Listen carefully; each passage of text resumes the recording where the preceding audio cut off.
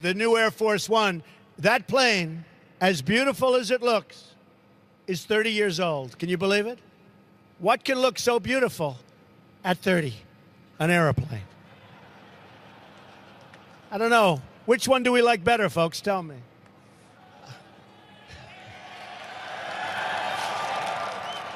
When American workers win, America as a country wins. Big league wins.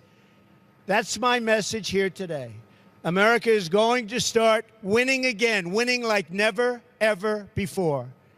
We're not going to let our country be taken advantage of anymore in any way, shape, or form. We love America, and we are going to protect America. We love our workers, and we are going to protect our workers. We are going to fight for our jobs. We are going to fight for our families. And we are going to fight to get more jobs and better paying jobs for the loyal citizens of our country. Believe me. You've heard me say it before, and I will say it again. From now on, it's going to be America first. Joining us to talk more about Scott Pruitt is John Sutter, columnist for CNN.com. You are our man on the environment, so let me ask you, what is it about Scott Pruitt? Why is he such a lightning rod? I mean, I think Scott Pruitt is the Attorney General from Oklahoma, which is an oil and gas state, and environmentalists really see him as being in the pocket of the oil and gas industry and in the agricultural industry also. That he's sued the Environmental Protection Agency more than a dozen times, asking them to loosen rules that, protect the air and the water from pollution. So it's, a lot of environmentalists see it as hugely ironic that he would be leading this agency. Climate change is also, arguably the most critical environmental issue of our time. And Scott Pruitt has expressed a lot of doubt and made, false, inaccurate statements about climate change. He formerly called it a hoax. Recently he said that, maybe it's not a hoax, but we don't know that much about it and there needs to be more research done into figuring out the consequences. When in reality, 97% of climate scientists agree that we're causing climate change by burning fossil fuels and there are dire consequences. And that's why we wanted to talk to you about him, because he's not a household name in the United States. He's not a household name certainly outside the United States. But when you think about climate change as a global phenomenon, he will have an important role in U.S. policy on climate change. I mean, when you think about the impact he could have on everyone on the planet today and everyone for generations to come.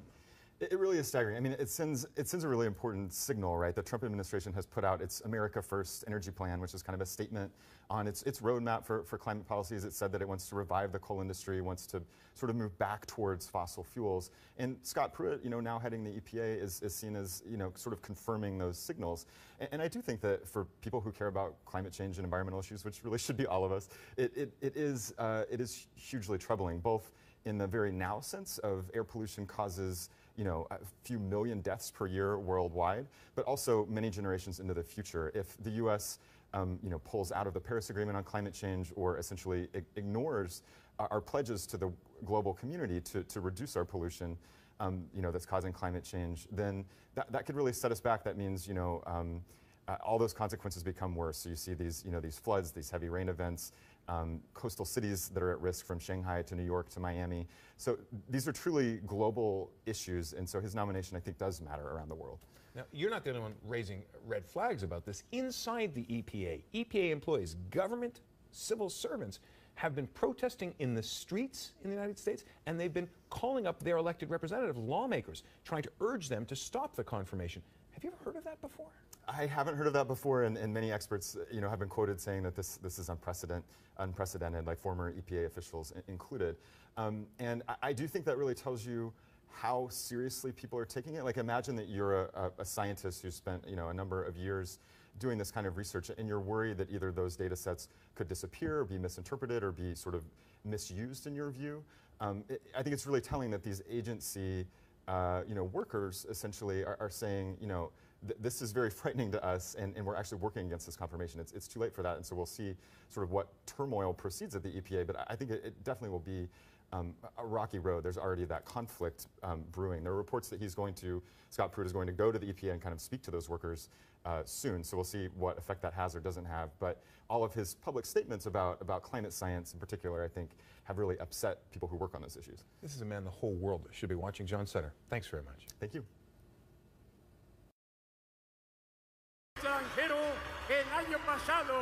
In today's Mexico, it's hard to dream up a more despised character for the lucha libre ring. A Donald Trump-loving gringo who goes head-to-head with the country's beloved national heroes. Yes! Sam Polinsky, a pro wrestler from Pittsburgh, came up with the idea after moving to Mexico 10 months ago. You need to have the ultimate villain in order for the people to buy into it and really believe. Right now, there's no more of an ultimate villain than Donald Trump. And so, Sam Adonis, El Rudo de las Chicas, or the ladies' bad guy, was born. He says if he'd voted, it probably would have been for Trump. I'm not the biggest fan of Hillary Clinton. But his character is just for show. Lucha Libre is all about the bad guys. Mexicans love to hate them. The more vicious, the better. Thousands of fans pile into the Arena Mexico looking for an escape. Whether it's a good guy or a bad guy, he says, you can shout and get everything off your chest. I come to release all the stress from the week of work, says this man. And the Trump-loving gringo? He's a great character to have fun with, he says. Totally worth it. Fans are rarely disappointed by the wild acrobatics as good guys battle evil. A string of over-the-top characters, like a snake-toting baddie and a mini blue gorilla. When you're this close, you can actually see the sweat flying through the air. Sam Polinsky gets into character before each show, with bleached locks and a roll-on tan, fueling the anti-Trump fury, at least in the arena. 9 times out of 10 when I leave the arena, the same people that were cursing at me and screaming at me want a picture with me or want an autograph. But they still love to see him take a beating in the ring.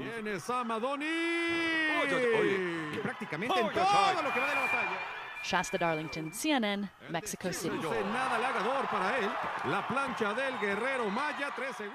It's easy to find people who voted for Donald Trump at Lutz Casino Restaurant and Bar in Yuma, Arizona, a state that once again went red on Election Day. Tell me why you voted for Donald Trump.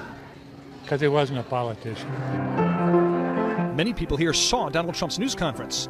Most of the others heard a lot about it. Donald Trump said, this administration is running like a fine-tuned machine. What's your response to that? Well, it's not fine-tuned, but I know he's going to try to do the best he can. So you think he's overstating it when he says fine-tuned? Maybe a little bit. He said this about General Flynn. I don't think he did anything wrong. If anything, he did something right. But Donald Trump fired him. Did that confuse you? Not really. He fired him because he wasn't truthful to the vice president what he had actually done. He tried to backtrack and say, well, I don't remember exactly what I talked about. But you don't think Flynn did anything wrong? Not really. He was doing his job. His job was to go with foreign diplomats and find out what's going on. Well, if he didn't do anything wrong, why was it a big deal that he didn't tell Vice President Pence about it if it was a routine thing? The news media was all over him about it. So you think Donald Trump may have fired him because it looked bad in the news media? Yes, exactly. He said today, the leaks are real, the news is fake. I believe that. I believe a lot of the news is fake, and it has been for years. So how could the leaks be real if the news is fake? Why would you be complaining about leaks if it's not real news? I don't know. But I know there's a lot of leaks. I know there's a lot of fake news. But when he says the news is fake, but the leaks are real, does that make sense?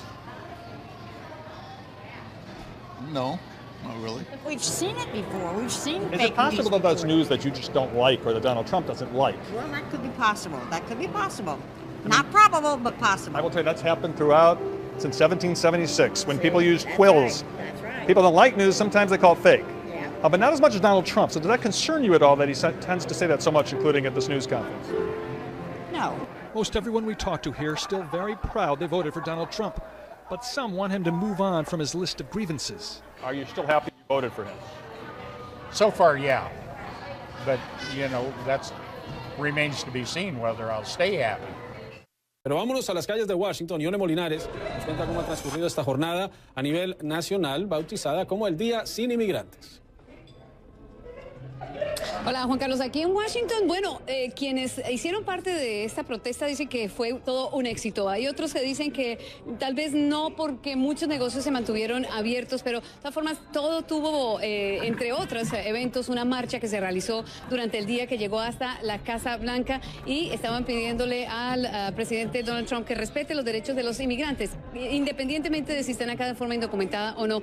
Y vamos a mostrarte un poco de cómo se veía la ciudad en uno de los sectores más importantes aquí, donde hay mucho negocio y se conoce como Columbia Heights. Pues algunos negocios estaban cerrados, muy populares, otros estaban abiertos y los que estaban abiertos muchos nos decían que realmente tenían que venir porque tenían que trabajar y otros nos decían que no estaban muy seguros de que esta era la verdadera forma de protestar o si realmente fuera exitosa. Pero Juan Carlos, quiero traer aquí con nosotros a Dalia Aguilar. Ella es directora de una escuela charter en Washington, Mundo Verde.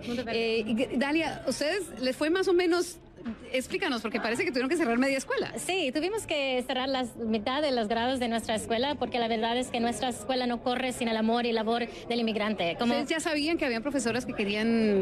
Sí, pues la mitad de nuestro personal son inmigrantes de diferentes países y ya cuando nos dimos cuenta que iban a participar bastantes en esta marcha y manifestación, decidimos cerrar la mitad de la escuela para honrar su papel en esta protesta, tal como asegurar que había un lugar seguro para lo máximo de los niños que podíamos. La Oficina de Asuntos Latinos nos dicen que unas 600 negocios en todo el área metropolitana de Washington, que tiene Maryland, Virginia y el Distrito de Columbia, participaron en ese negocio. Pero es difícil medir realmente porque, por ejemplo, ustedes no son parte de un negocio completo ni cerraron. No cerramos, pero sabemos que la mitad de nuestro personal estaban participando y también había bastante aliados que querían mostrar su solidaridad con ellos también hoy día. Dalia, muchísimas gracias por venir aquí y combatir el frío y estar con nosotros. Y bueno, Juan Carlos, este es un restaurante que está en plena parte de pleno centro de la ciudad también, y algunos de los que estaban ahí realmente no son hispanos. Este negocio dice que hoy ve una clientela mucho más baja de la regular y otros dicen pues hay que venir porque hay que trabajar. Juan Carlos. Muchas gracias, Yone Molinares.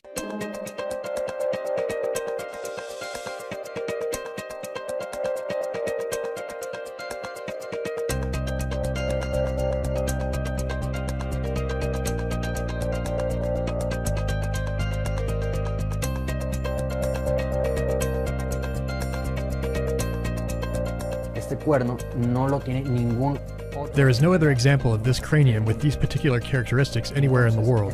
This is one of a kind in the world.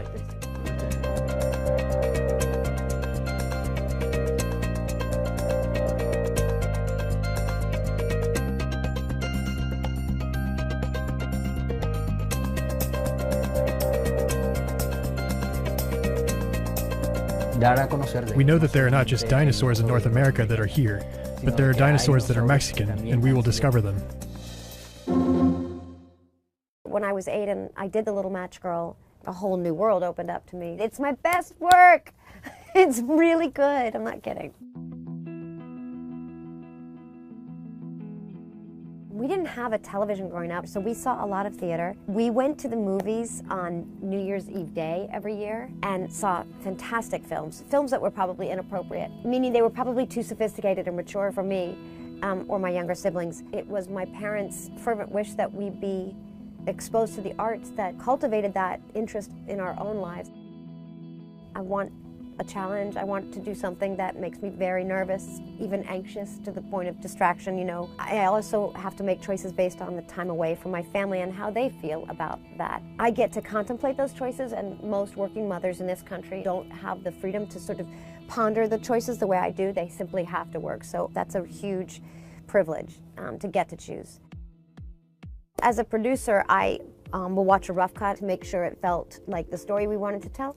But once I've done the work, I mean, they'll tell us to come to a premiere and we need to sit through that, and that's a certain very sort of specific agony. And then I'm done. And if I should pass it on television, that's in fact exactly what I will do. Pass. It's hard not to love the life of Carrie Bradshaw because it was just so complete. It's the life I've known the most outside my own. A sort of alternate universe existed for about 10 years, so I got to be somebody else, which most people don't get to do. It's probably a really healthy way of being yourself. Some no's are deserved, and No's are often the best answer you can get. When you have enough professional experience, you know what to fight and what not to. I am a bitter ender. It's a fatal flaw in some instances, and in other instances it's been reasons that I've had some success because I have dreams. I am not afraid to stand in the shower and like have crazy big dreams, because the worst thing that can happen is if they don't happen. Like, that's it. Like, you can't have the experience if you don't at least try.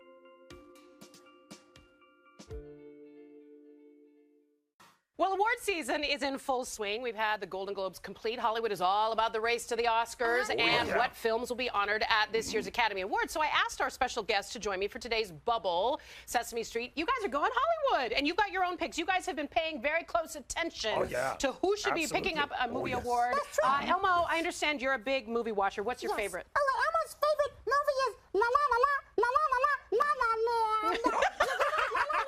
You do love to sing, don't you, fella? Yes, Elmo does. Elmo loves to sing. That's and did you sing along to the whole soundtrack? Absolutely. How about you, Cookie? What's the performance that you were watching? Oh, well, my favorite movie was Manchester by the letter C. That's a good one. Because that C makes sense. is for Cookie. Right. Yes. Right. Okay. All right. So, Grover, I imagine that you had something you lined up as your favorite. Yeah. My favorite is, what is the name? It's Knock something animals. Nocturnal animals? Nocturnal no, animals. That's not it. It was a funny movie. Knock joke animals. That's it. That's it. Yes. Yeah. Hilarious. I feel like you guys maybe saw some different movies in Hollywood than I saw this year. Oh, really? Yeah. I feel like I saw very different movies. Nocturnal Animals, Manchester by the Sea, and La La Land. Never heard of any of them? Okay, well, then let me ask you this. Who would you take to the Oscars if you're getting all dudded up in your tuxedo? Oh, well, that is an easy question. My mommy. Your mommy. Yeah. Oh, she'd love to go with you, wouldn't she? Yes. And how about you, Cookie? Who would you take to the Oscars as your date? Me would take me grandmama. I love that. Elmo? That's right. Oh, wait, Elmo would like to take, let's see. Oh, Oscar the Grouch. Oscar the Grouch, he would be a questionable date. I think that That's a you'd have to. surprise answer. It's a surprise answer. Lots of comments on people's attire.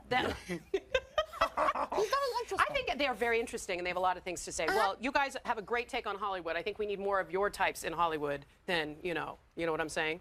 I have no idea. Neither do I. Not sure. You can catch new episodes of Sesame Street's 47th season. Congratulations! Every Saturday on HBO. And, of course, you can watch Sesame Street every day on HBO Family and PBS Kids. Thanks for giving us a little help in the bubble today, fellas. Thank you, Michaela. Come back and visit, too. Yes.